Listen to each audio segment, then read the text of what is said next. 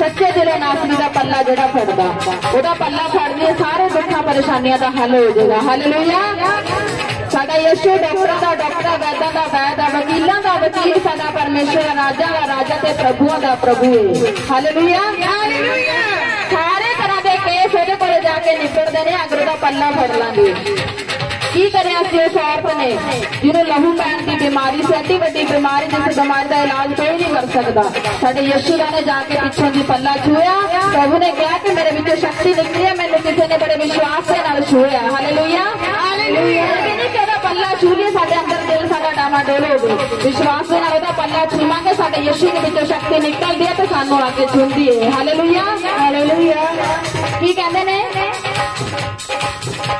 ओ दुखा परेशानियां दा हल यीशु करदा सच्चे दिलां नासरी दा पल्ला देना छड़ेगा दुखा परेशानियां दा हल यीशु करदा सच्चे दिलां नासरी दा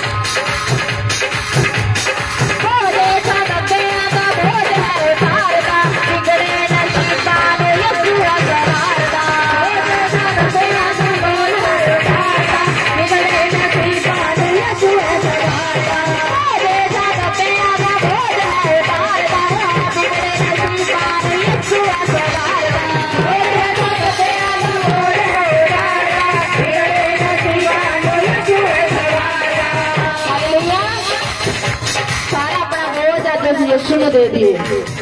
वो बोझ हेठा दब्बिया का बोझ उतारता, किसी ने नहीं कहा अज तक कि तू मेरे को आ जा, मैं तेरा सारा भार ला दांगा।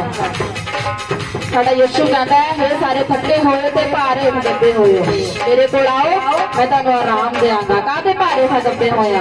कोई कर्ज के भार हेठ, कोई कलेश के भार हेठ, कोई बीमारियां के भार दे हेठ, कोई बंधना के भार दे हेठ।